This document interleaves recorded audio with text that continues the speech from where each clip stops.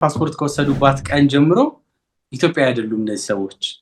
የመኖሪያ ፍቃድ ያስፈልጋቸዋል ማለት ነው። የመኖሪያ ፍቃድ ሳያወጡ ግራ ያጋባል። አንዳንዱ ለመግለጽም ራሱ ይቸገራል እና መውጣት አልቻልኩም ብዙ ብር ተጠየቅኩኝ ነው የሚለውና አንተ ጋር ይሄ ጥያቄ ይደርሳል። ምንድነው ይሄ ነገር? ይሄ ፕሮክላሜሽን እንግዲህ የወጣው 2024 ላይ ነው። 559 2024 በሚል ሬጉሌሽን ቁጥር ነው የወጣው። ብዙዎች ይሄ መረጃ የደረሳቸው አይመስለኝም። ለዛም ይመስለኛል በጣም ብዙ እየተጉላሉ። አንዳንዶቹ የሚመስላቸው ልጆቹ ከተወለዱ ጀምሮ ገንዘብ አምጡ የተባሉ መስሏቸው በቃ ዲቪ በአሁን ሰዓት የብዙዎች ጥያቄ ነው እና ምን አዲስ ነገር አለ? የዚህ ዓመት የዲቪ እድለኞች ለማለት ይከብዳል። የዓለም ዋንጫን አስመልክቶ ሰዎች ቪዛ እየጠየቁ ነው። ትኬት ያለው ሰው ቀድሞን እናስተናግዳለን ብለዋል። ቢሉም ግን አሁን ደግሞ ትናንት ማታ በጣም የሚያሳዝን ሌላ ማነቆ ኢትዮጵያኖች ላይ ተጥሏል። ቪዛ ስፔሻሊ ትልልቅ ሀገሮች ላይ በጣም ፈጣን፣ በጣም ቀላል፣ ምንም ሪኳየርመንት የሌለው ከተባለ ቀጥታ ሬድ ፍላግ ነው፣ ውሸት ነው።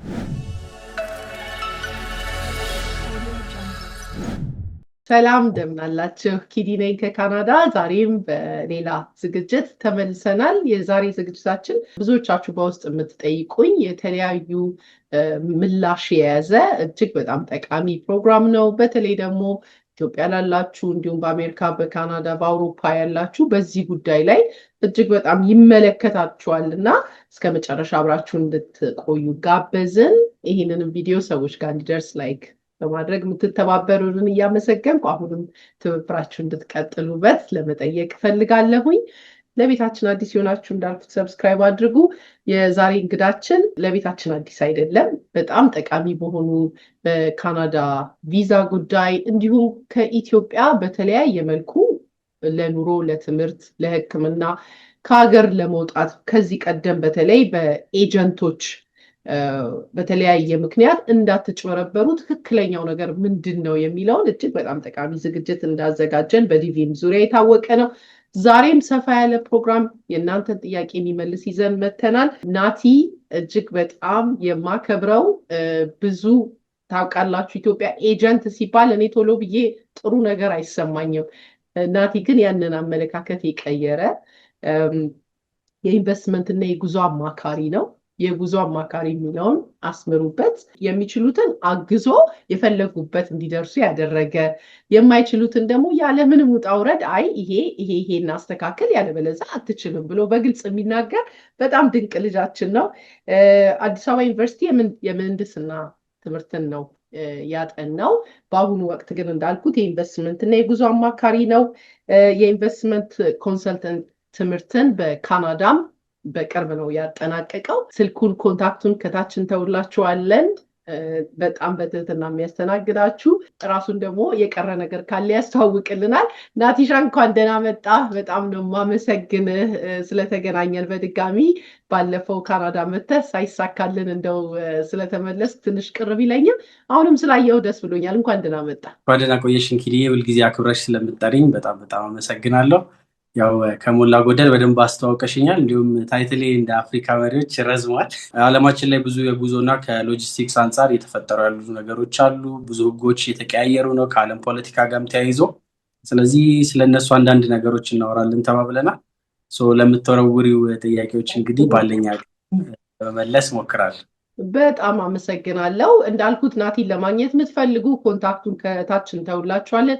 ዌብሳይቱ ላይ በተለይ ደግሞ ገብታችሁ አፖይንትመንት በማስያዝ በጣም ስራችሁን የእናንተንም የነሱንም ማቅለል ትችላላችሁ ለማለት ፈልጋለሁ። ብዙዎቻችሁ በተለይ በአንደኛ ደረጃ የምትጠይቁኝ ከዚህም ከኢትዮጵያም ያላችሁ ከጊዜ በኋላ በጣም እየተጋነነ እየሰማነው የመጣ ነው። ከአሜሪካ፣ ከካናዳ ወይም ከአውሮፓ በተለይ በጣም ስንሰማ የነበረው የአሜሪካኑን ዜግነት ያላችሁ በተለይ ልጆቻችሁን ራሳችሁን ጭምር ኢትዮጵያ ሄዳችሁ ስታክ የምታደርጉበት ወይም በጣም ብዙ ገንዘብ የተጋነነ የሚጠየቅበት ሁኔታ አለ። አንዳንዶቻችሁም አቅም ስለሌለ መመለስ አቃተን እያላችሁ በተደጋጋሚ ጥያቄ አቅርባችሁልኛል። ከዛ መጀመር እፈልጋለሁ።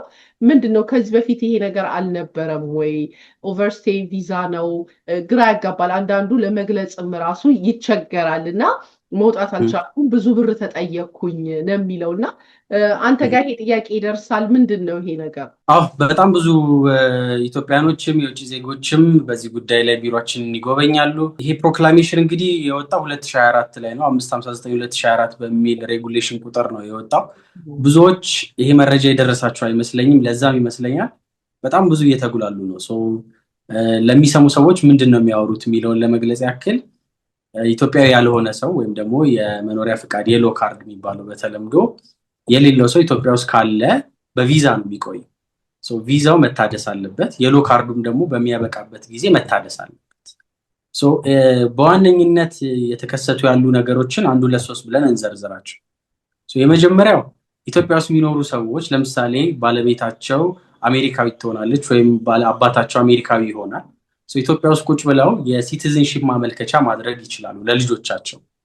የልጆቻቸው ሲቲዝንሺፕ አፕሊኬሽን ያልቅና ከኤምባሲ ፓስፖርታቸውን ይወስዳሉ። የዛ ጊዜያችን ፓስፖርት ከወሰዱባት ቀን ጀምሮ ኢትዮጵያ አይደሉም እነዚህ ሰዎች፣ የመኖሪያ ፍቃድ ያስፈልጋቸዋል ማለት ነው። የመኖሪያ ፍቃድ ሳያወጡ ይቀመጣሉ። የሀገራቸው ነው፣ የተወለዱበት ያደጉበት ነው፣ ምንም ይሄን አያውቁም። ከዛ ጊዜ ደርሰው ትኬት ቆርጠው ወደ ኤርፖርት ሲሄዱ መውጣት እንደማይችሉ ይነገራቸዋል፣ የሎ ካርድ እንደሌላቸው። ከዛ በተጨማሪ ደግሞ ለእያንዳንዱ ቀን መቀጫ እንደነበረው ይነገራቸዋል። በጣም ብዙ $1000፣ አንዳንዶች 10,000 $20,000 ራሱ የደረሰ መቀጫ እንዳለባቸው ሰምተው በጣም ይደነግጣሉ። አላቅም ነበር ይላሉ። ህግን ደግሞ አለማወቅ ከተጠያቂነት አያድንም ይባላል። ስለዚህ ብዙዎች በዛ ይቸገራሉ። ከዛ በተጨማሪ ደግሞ የድሮ ልምድ ያላቸው ሰዎች የቪዛ ኦቨርስቴ አድርገው የቪዛዋን ትንሽ የመቀጫ ብቻ አድርገው የሚወጡ ሰዎች ነበሩ። ለምሳሌ ለሃይማኖት ዓላማ የሚመጡ ሰዎች አሉ። ገዳም ረዥም ጊዜ የሚቆዩ የተለያዩ ነገር የሚያደርጉ ሰዎች አሉ። ለግል ጉዳያቸው ይመጡና ዜግነታቸው ግን የሌላ ሀገር የሆነ ማለት ነው። ይመጣሉ፣ ይቆያሉ፣ ተመልሰው ሊወጡ ሲሉ መቀጫቸውን ሲሰሙ ይደነግጣሉ። መቀጫውን ለመግለጽ ያክል የቪዛ ኦቨርስቴ ያለበት ሰው $3,000 መነሻ መቀጫ አለው። ከዛ በየቀኑ $30 ይቆጥራል። ስለዚህ 1 ዓመት ቢቆይ አንድ ሰው ይሄን ነገር ሳያድስ ማለት ነው ወደ 10 ምናምን ሺህ ዶላር መቀጫ አለበት፣ ሳይከፍል መውጣት አይችልም። ይሄ ነው። ከዛ በተጨማሪ የሎ ካርዳቸውንም ያላሳደሱ አንዳንዴ ያበቃና ድሮ መቀጫዋ ትንሽ ስለነበረች ግድ የላቸውም ይረሱታል። መቀጫው $150 ሆኗል።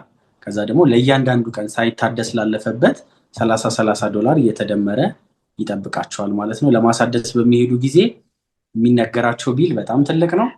ብዙዎች ሶሻል ሚዲያ ላይ ወጣ የተሻል ብዬ ገምታለሁ። ኢቨን እርዳታ ማሰባሰቡ ላይ ደረሱ ሰዎች አሉ። በጣም የሚያሳዝን ነው። ስለዚህ ይሄ ነው ዋና እየተፈጠረ ያለው ነገር ይሄ። ስለዚህ አሁን ችግሮቹን ነው የተመለከትነው። ምንድን ነው መፍትሄው? በተለይ ደግሞ እንዳልኩት እዚህ ደግሞ ወልደው ልጅ ይዘው ይሄዱ አሉ። በጣም እነሱ ደግሞ አስበው ልጆቻቸው 15 ዓመት ሆነዋል፣ አንዳንዱ 10 ዓመት ይሆኑ እኔም ጋር የጻፉልኝ አሉ። እና ያን ከመቼ ጀምሮ እነሱ አንዳንዶቹ የሚመስላቸው ልጆቹ ከተወለዱ ጀምሮ ገንዘብ አምጡ የተባሉ መስሏቸው በቃ ምን ማለት ነው እያሉ ነው። እና እስቲ እሱንም ግልጽ አድርገልን። ከጸደቀበት ቢሆንም ሂሳቡ ግን የሚሰራው ኢትዮጵያ ከገቡበት ጊዜ ጀምሮ ነው። የትኛውም ኢትዮጵያ ያልሆነ ሰው ወደ ኢትዮጵያ ሲገባ ወይ በየሎ ካርድ ነው የሚገባው አለያ ደግሞ በቪዛ ነው የሚገባው። ስለዚህ ያ የሎ ካርድ ኤክስፓየር ካደረገበት ጊዜ ጀምሮ መቀጫው ይጀምራል፣ አለያ ደግሞ ያ ቪዛ ኤክስፓየር ካደረገበት ጊዜ ጀምሮ መቀጫ ይጀምራል። ምንም አይነት አቋራጭ መንገድ የለውም። ዘ ኦንሊ ቲንግ አሁን በቅርቡ በዚህ ሳምንት የተፈጠረ አንድ ነገር አለ። ይሄን አስመልክቶ በዋነኝነት ይሄ ችግር የበዛው አይ ቲንክ ከዲያስፖራ ኮሚኒቲም የአሜሪካው ስለሚበዛ ይመስለኛል። ብዙ አሜሪካውያኖች ኢትዮጵያ የሚኖሩ ያው ትውልድ ኢትዮጵያዊ ናቸው፣ ግን ዜግነታቸው አሜሪካዊ፣ ህጻናትም ትልልቅ ሰዎችም በጣም በዝቶባቸው በቃ በጣም ብዙ እንቅስቃሴ እያደረጉ ነበረ። የኢሚግሬሽን እና የዜግነት ኤጀንሲም ይሄንን አይቶ ይመስለኛል በዚህ ሳምንት አንድ መግለጫ ወጥቶ ነበረ።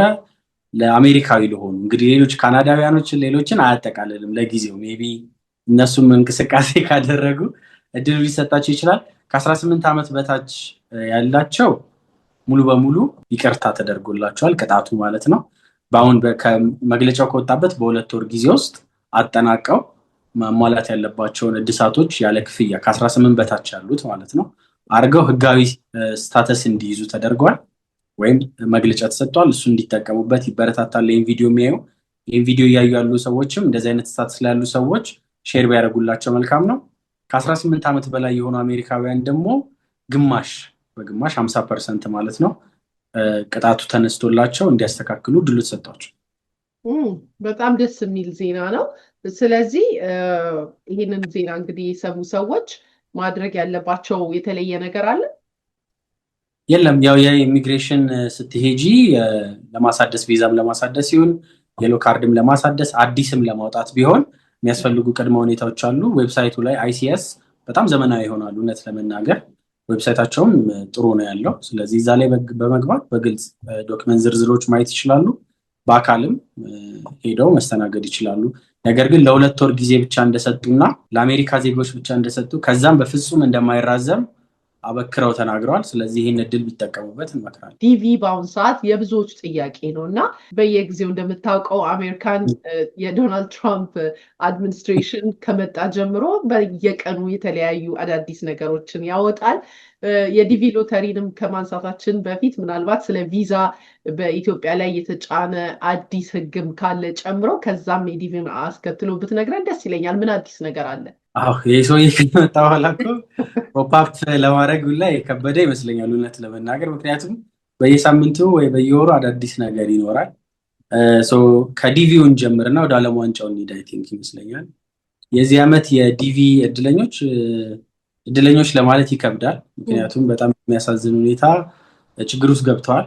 እንደሚታወቀው እንግዲህ ዶናልድ ትራምፕ ወደ ስልጣን ከመጡበት ሰዓት ጀምሮ የመጀመሪያ እግድ ያደረጉት ቶታል ባን ወደ 39 ሀገሮች አካባቢ ይመስለኛል እግድ አውጥተው ነበረ። ኢትዮጵያ እዛ ውስጥ የለችም ነበር ደግነቱ። ከዛ ያው ዲቪ የደረሳቸው ሰዎች መስተናገድ ጀምሮ ነበር፣ በወረፋ መንገድ ማለት ነው። ኬዝ ነበር አላቸው፣ በየኬዝ ነንበራቸው የተስተናገዱ ነበር። ከዛ በኋላ ምን መጣ እንግዲህ አንድ ፖርቹጋላዊ ይመስለኛል ጥቃት ያደርሳል። ብራውን ዩኒቨርሲቲ የሚባል በ2017 ወደ አሜሪካን ሀገር የገባው በዲቪ ሎተሪ ነው ይሄ ሰውዬ እና አንድ የኤምአይቲ ፕሮፌሰርን ጥቃት ያደርስና ህይወታቸው ያልፋል። በዚህ ምክንያት በማድረግ እንዲሁም ዲቪ አያስፈልግም ማለት ፖዝ እንዲደረግ ማለት ነው። እንደኔ ያው እንደሚመስለኝ ብዙ ሰዎችም እንደሚጋሩት ያው ይሄ ቀኝ ዘመን መንግስት ስልጣን ላይ ሲሆን ብዙ ጊዜ ኢሚግሬሽን ላይ ጠንከር ይላሉ። አዳዲስ ሰዎች እንዳይመጡ በተቻላቸው አቅም ይሞክራሉ። የኛው ኮሚኒቲ አባላት ሆኖ እነሱ ጋር የሚደርስ ሳይመስላቸው እንደዚህ አይነት ፖለቲከኞችን በጣም በኃይለኛው የሚደግፉ ሰዎች እንዳሉ አይቻለሁ። ግን አይ ቲንክ ቤት ሲያንኳኳ ነው ብዙ ሰው ኮንሲኩዌንሱ የሚገባው። ሰዎች በቆዳ ከለራቸው ራሱ ኢንሴኪዩር እንዲሆኑ ተቸግረዋል። እዛም የሚኖሩ ሰዎች ወዳጆቻችንም እንደምንሰማው ተቸግረዋል። ከዚህ ደግሞ ዲቪ ደርሷቸው ይህን እድል ለመጠቀም የሚሞክሩ ሰዎች ዲሴምበር አካባቢ ክሪስማስ አካባቢ ነው ይሄ ዲቪ ፖዝ የተደረገው ማለት ነው።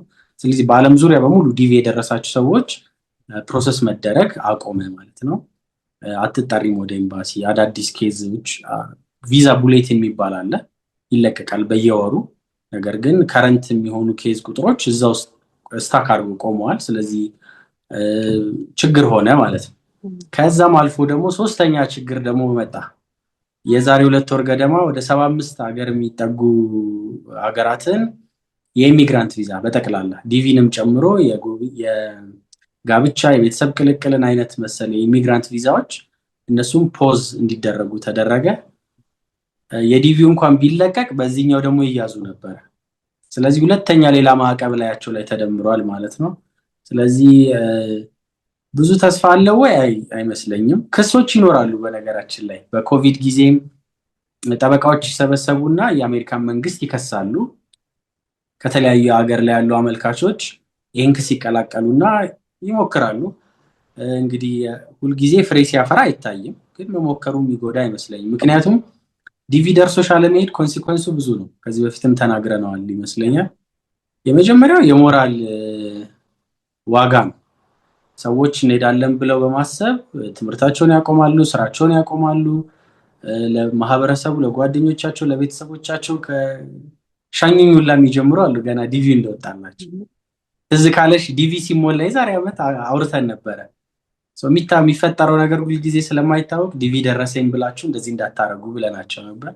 እንግዲህ ያው መጥፎ ምኞት ተመኝተን አይመስለኝም፣ ግን ሁልጊዜ እንደዚህ አይነት ነገር ሊያጋጥም ስለሚችል ነው።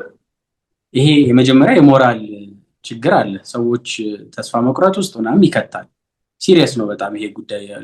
ከውጭ ላለ ሰው ላይመስለው ይችላል እንጂ ህይወቱን በሙሉ የሚያቆም ሰው አለ ይሄ ደረሰኝ ብሎና በጣም ችግር ነው። ቤተሰብ ውስጥ ጸብ ይፈጠራል ምናምን በእንደዚህ አይነት ጉዳይ ንብረት መሸጥ አለ ምናምን እንደዚህ አይነት ነገር ይፈጠራል።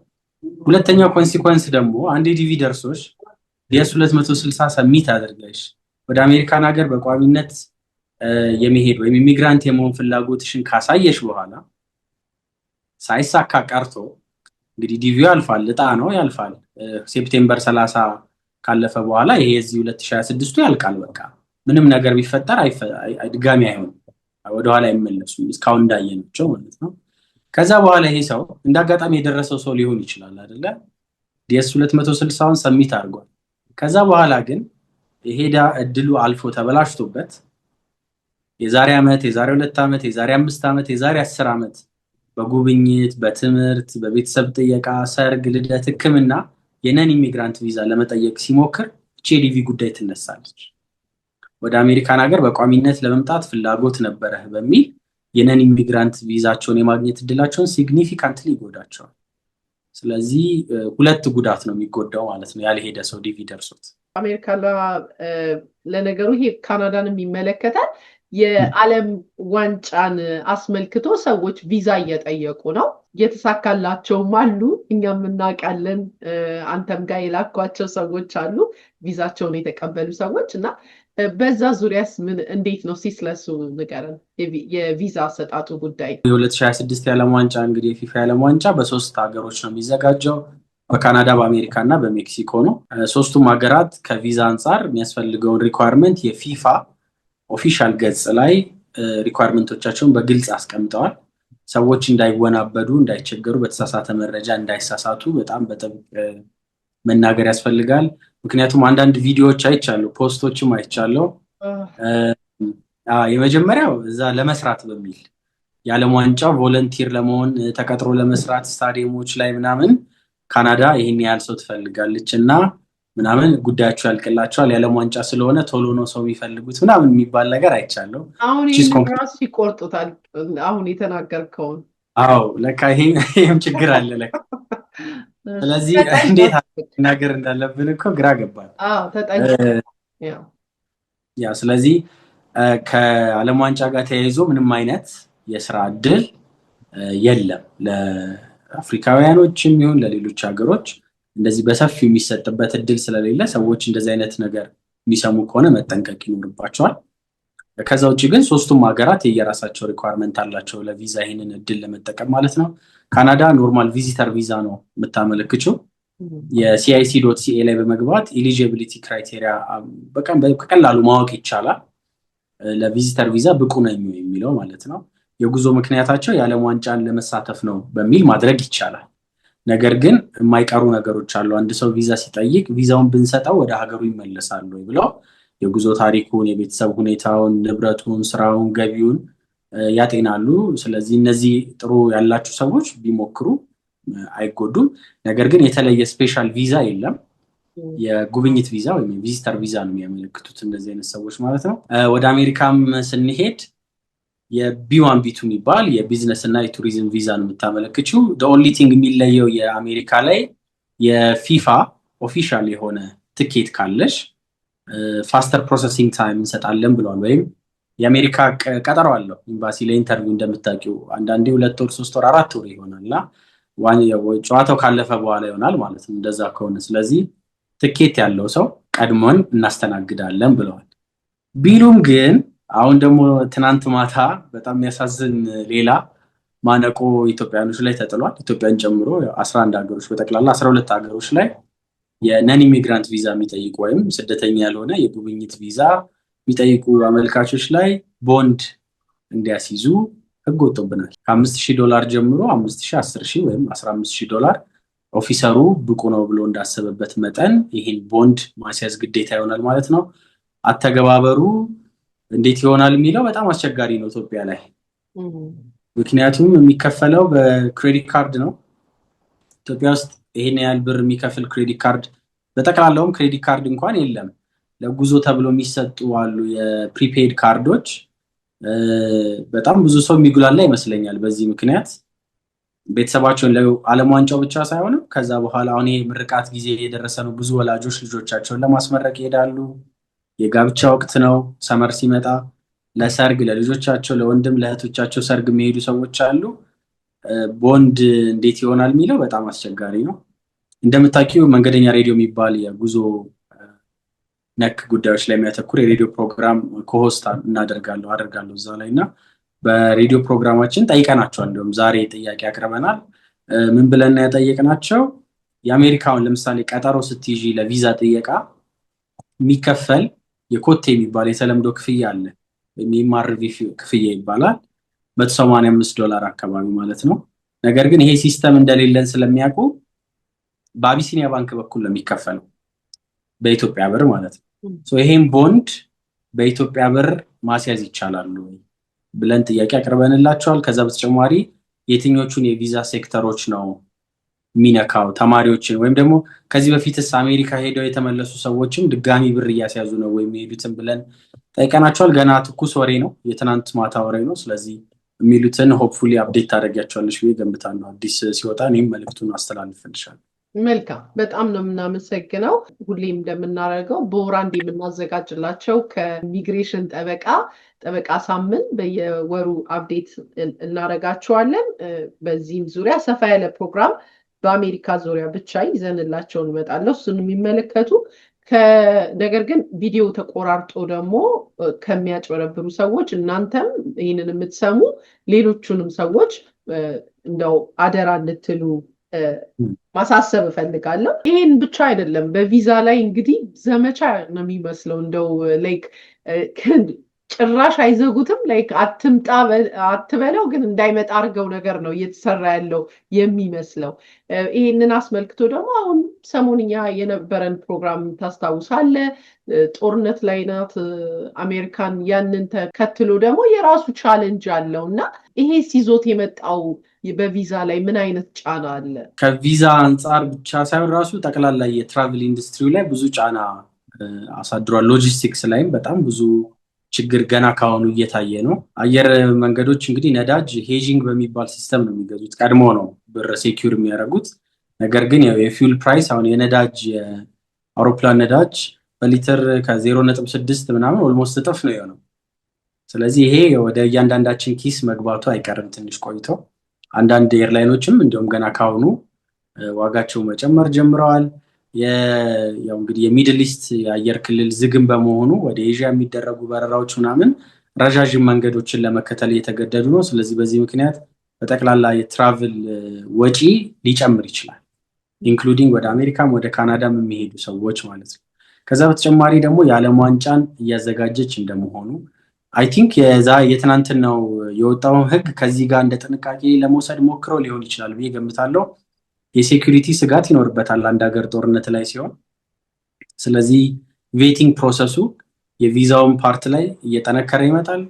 ቪዛውን ራሱ ያገኘ ሰው እርግጠኛ መሆን አይችልም፣ ምክንያቱም ቦርደር ኮንትሮል የሚባል ነገር አለ። እዛም ላይ በጣም ጠንከር ያለ ነገር እንደሚኖር ይጠበቃል። ስለዚህ እቺ ጊዜ ለተጓዦች ትንሽ አደገኛ ጊዜ የሆነች ይመስላል። ቅድም ከይቅርታ ጋር ያላነሳሁልሽ የሜክሲኮን ጉዳይ፣ አሜሪካና የካናዳን ጉዳይ አንስተን ነበር በዓለም ዋንጫው ጉዳይ። ሜክሲኮም ግን እንዳዘጋጀ ሀገር ቪዛ ማመልከት ይቻላል። ለእነሱም ማመልከት የሚቻለው የቪዚተር ቪዛ ነው።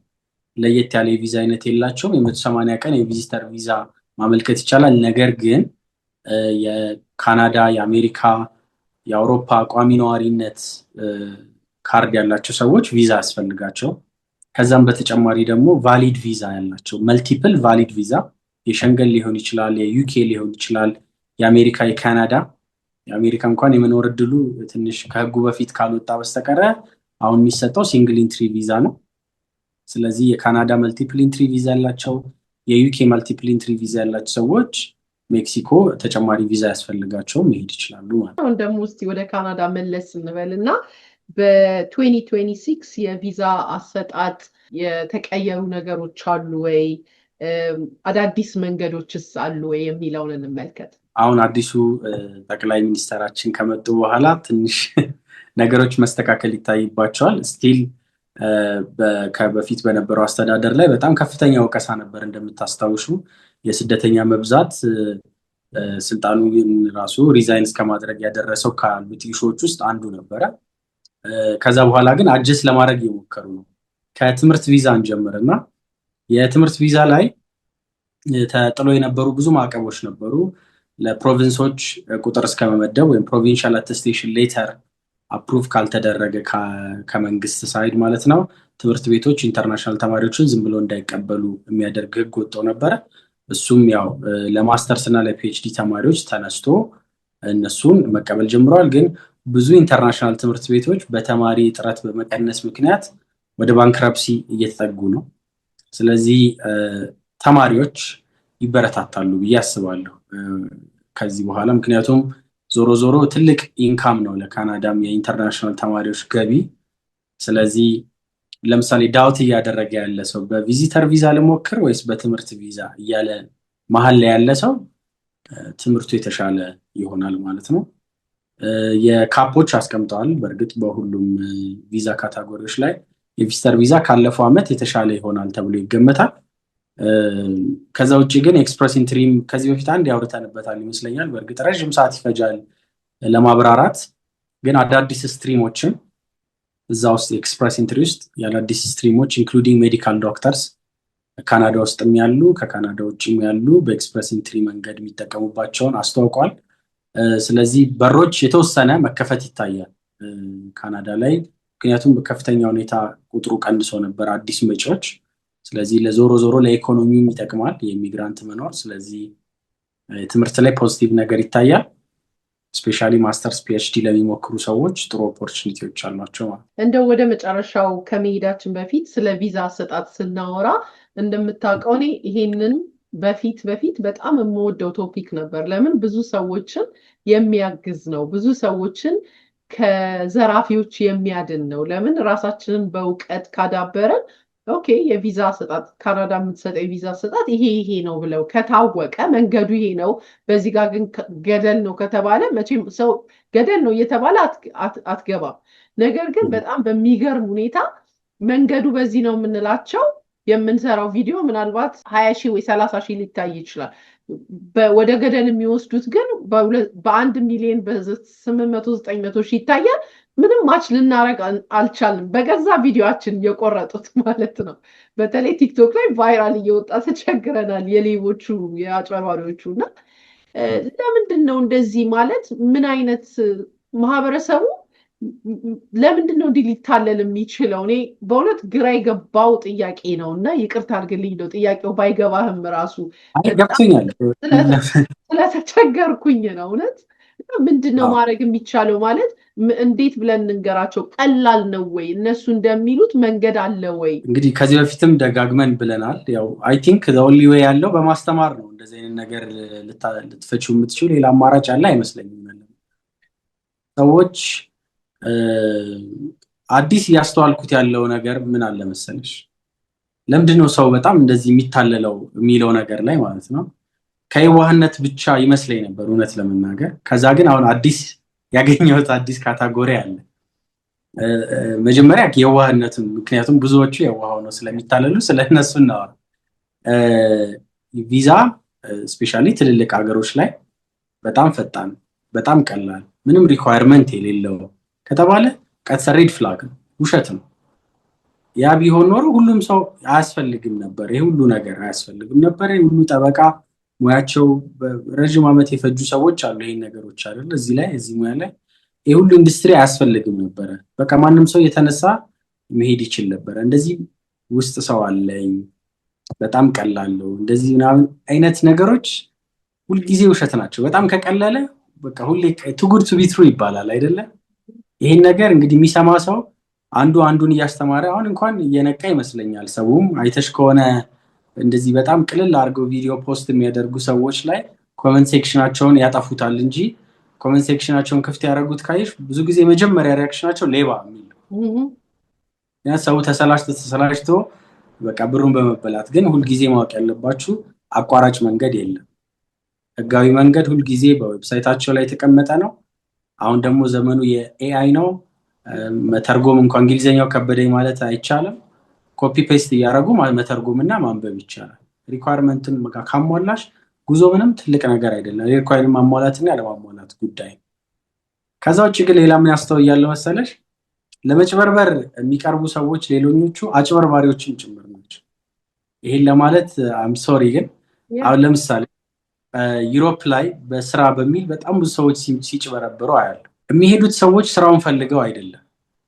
እነሱም ይቺ የስራ እድሏን ተጠቅመው ለመጥፋት ስለሚፈልጉ እነሱም ወስዳቸው ያላቸውን ሰውዬ ሊያጭበረብሩት ነው የሚሄዱት ማለት ነው። ስለዚህ ዲው ዲሊጀንስ መስራት ያቆማሉ። አላማቸው ሌላ ስለሆነ ማነው የሚቀጥረኝ፣ ደሞዙ ስንት ነው፣ የት ነው ማድረው፣ ያዋጣኛል ወይ፣ ይሄ ደሞዝ እንዴት ነው፣ ስራው ይከብደኛል ወይ አይጠይቁም። ስራ ነው እሺ።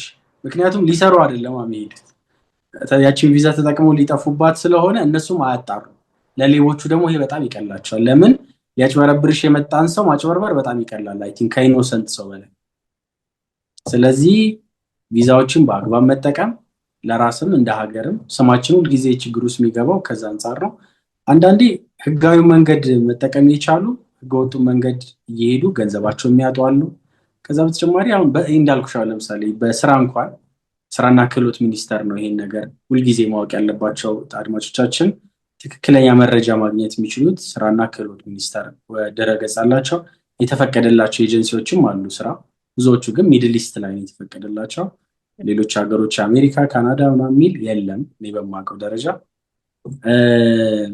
ስራ ተቀጥረው እድሉን አግኝተው እንኳን ማለት ነው የሚሄዱ ሰዎች ሚስ ኢንፎርሜሽን በጣም ስላለ ተቀጥረው መስራቱ ትተው ሌላ ሀገር ሄደው ጥገኝነት ጠይቀው ጎዳና ላይ የሚያድሩ ወይም ሸልተር ውስጥ የሚያድሩ በጣም ብዙ ሰዎች ያጋጥሙኛል። ስለዚህ ግዴታ አይደለም ጥገኝነት መጠየቅ ግዴታ አይደለም። አስሎንጋስ ዋናው ዓላማው ጥገኝነት የሚለው ዓላማው የመጣው እኮ እዛ ሀገር እየኖሩ ሰርቶ ቤተሰብን ለመርዳት ራስን ለመለወጥ ነው። ስለዚህ በህጋዊ መንገድም ያን የማድረግ እድሉን ሲያገኙ በባህርም የሄደ ሰው ወይ በቪዚተር ቪዛ ሄዶ መመለስ ስላልፈለገ ጥገኝነት የጠየቀ ሰው አንዲ ነው የሚደረገው ስላላቸው ብቻ ቀጥታ ወደ ጥገኝነት ይሄዳሉ። ራሳቸውንም ለረጅም ዓመታት የማይፈልጉት ህይወት ውስጥ ያስቀራሉ። ስለዚህ መጠንቀቁ ይበጃል ባይ ነው። በጣም እናመሰግናለን። ትንሽ የሚረብሸው የእኛኑ ቪዲዮ ስለሚጠቀሙና እኔ ራሴ ስንት ስድብ እንደጠጣሁኝ ሌባ የሚለውን አሁን ቅድም እንዳልከው ማለት ነው እኔኑ ማለት ነው እዛ ላይ። ስለዚህ እሱ ነው ትንሽ፣ ግን ያው ማስቆም አይቻልም። እኛም እንሰራለን፣ ሌቦቹንም መስራታቸውን አያቆሙም እና ፓወር ያለው ግን ተመልካቹ ጋር ነው። እንደው እኔ በጣም መቀናበት ከአሜሪካን ነዋሪዎች በእውነት የሆነ ስህተት ሲያዩ ማንም ሳይላቸው ተባብረው ሪፖርት በማድረግ ያንን ፔጅ በማዘጋት በቃ እንደዚህ ልክ ንቁ የሆነ ማህበረሰብ አንድ ቀን እናፈራለን፣ ምንም ጥርጥር የለኝም ብዬ ነው። ያገባኛል፣ ይመለከተኛል የሚል ማህበረሰብ ልክ ስህተት ሲመለከት፣ እኔ አሁን ስህተት ስመለከት ሪፖርት አደርጋለሁ። ማንም አዞኝ አይደለም፣ ወይም ድምፄ ጉልበት የለውም አይደለም። በቃ ቢያንስ አይም ዱይንግ ዘ ራይት ቲንግስ፣ በቃ የኔን የሚጠበቅብኝን አድርጌያለሁ። እና እንደዚህ አይነት ሰዎች ከበዛ እኛም አንቸገርም፣ እነዛም ይጠፋሉ ማለት ነው። ሌባ የሚኖረው እኮ የተሰረቀውን ዕቃ የሚገዛ ሲኖር እና ማየት ካላቆሙ እኛ ምን ማድረግ እንችላለን?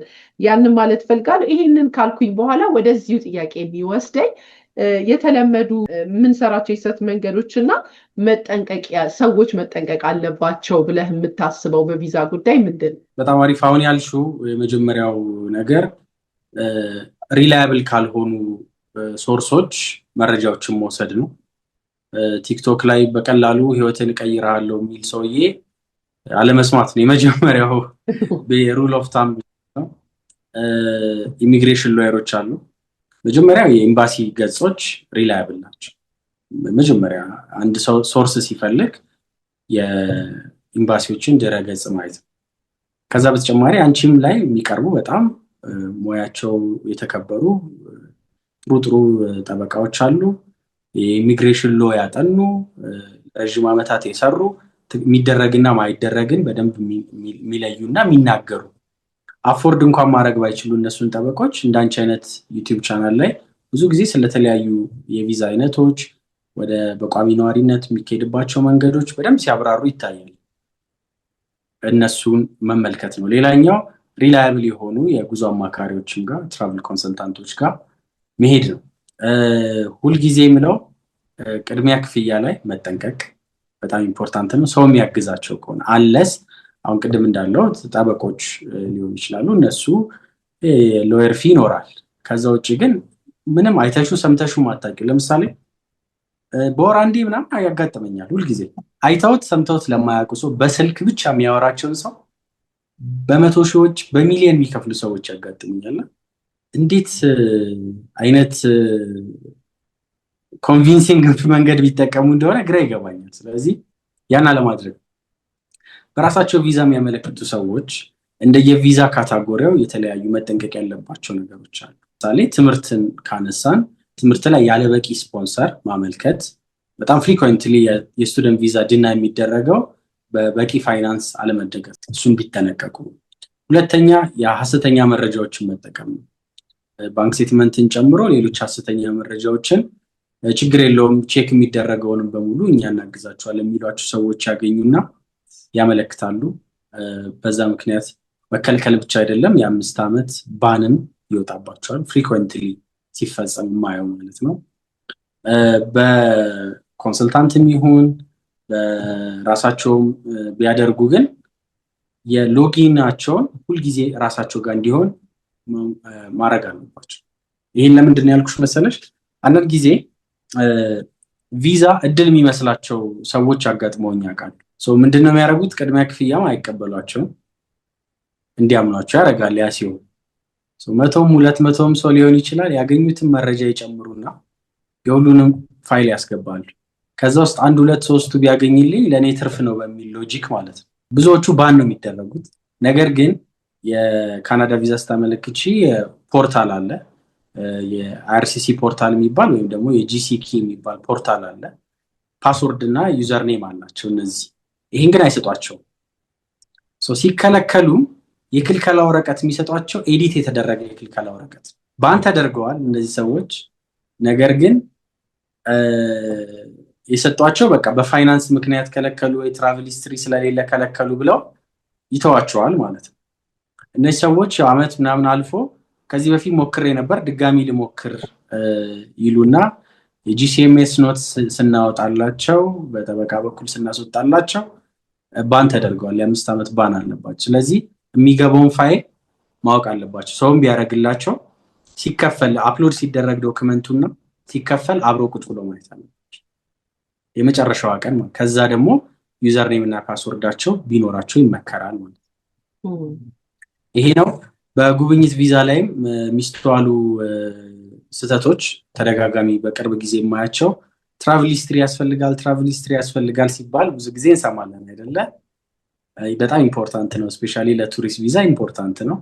የእኛም ድርጅት ዋን ስቶፕ ሶሉሽንም የተለያዩ ፓኬጆች የጉብኝት ፓኬጆች እናዘጋጃለን። በዚህ ጉብኝት ፓኬጆች የሚጠቀሙት ሰዎች አንደኛ ተዝናንተው መምጣት የሚፈልጉ ናቸው። ሌላኞቹ ግን የጉዞ ታሪካቸውን ቀስ በቀስ ማስተካከል የሚፈልጉ ናቸው። ምን ይሆናል መሰለሽ? በጣም ፈጣን የብዙ ሀገር ቪዛ በአንድ የማስመታት ውስጥ ይገባሉ ሰዎች። ዛሬ ቻይና፣ የዛሬ ወር የቱርክ፣ ከዛ የሆነ የሳውዝ አፍሪካ ምናምን የቪዚተር ቪዛ ነው የሚለው ቪዛው። እና አንድ ሰው በየወሩ ሊዝናና አይችልም፣ ሎጂካል ሴንስም የለውም። ያቺን ይዘረድሩና ካናዳ አንድ ቤተሰብ ወይ ጓደኛ ዘመድ ኢንቪቴሽን ላክልኝ ይሉና ይሞክራሉ። እነዚህ አሁን ምንም ጥፋት የሌላቸው ሰዎች ናቸው፣ ሀቀኛ ናቸው፣ የሚያስፈልገው ነገር በአመዛኙ አላቸው። ግን እቺን ባለማወቅ ብቻ ብዙ ጊዜ ሲከለከሉ አስተውላለሁ። ስለዚህ እቺንም ቢጠቀሙባት አደራ ላለው። መጨረሻ ፖይንት ብንጨምር እዚህ ላይ የትኛውም አይነት የቪዛ ታይፕ ላይ መጨረሻ ላይ የሚደረግ ዲፖዚት፣ ለዛውም ሪዝን የሌለው ዲፖዚት፣ ልክ ይሄን ያህል ብር ያስፈልጋል ብሎ ያስቡና ባንክ ስቴትመንቱ ላይ ታይቶ ማይታወቅ አማውንት ኦፍ ማኒ መጨረሻ ላይ ዲፖዚት ያደርጋሉ።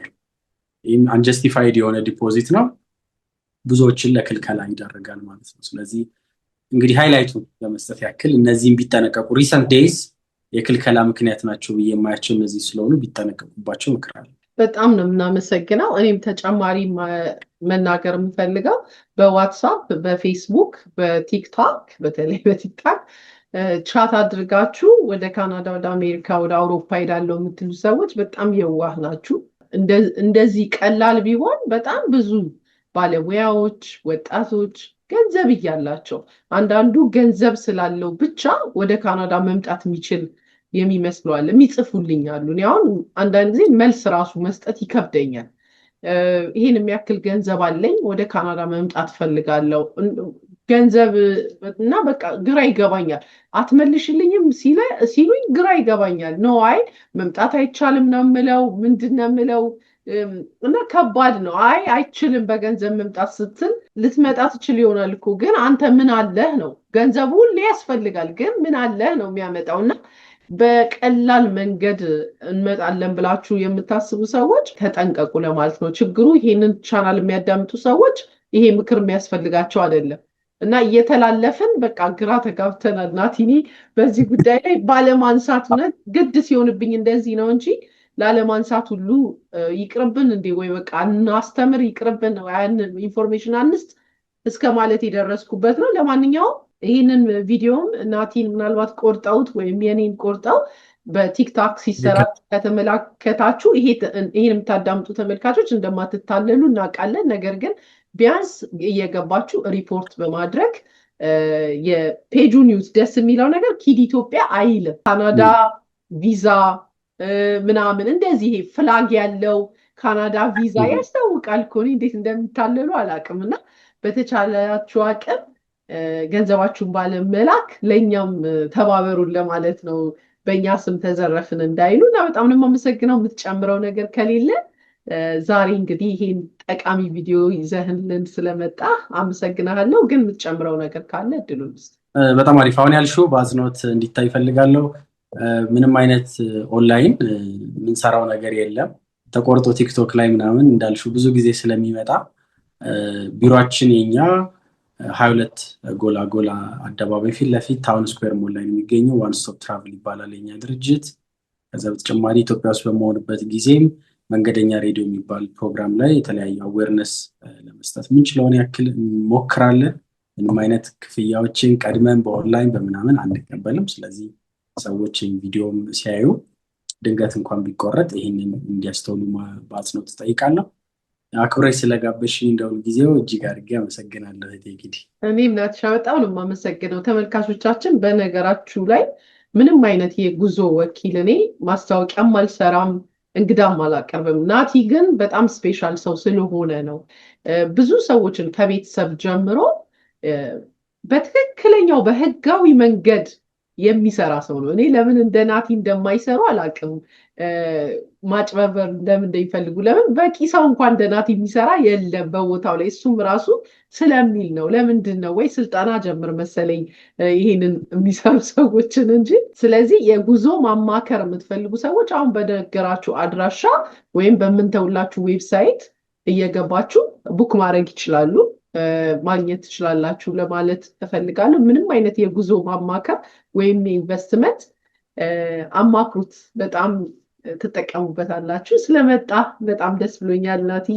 እንደ ሁልጊዜው እንግዲህ በሌላ ዝግጅት ደግሞ እስከምንገናኝ ተመልካቾቻችንም ቸር ቆዩልን።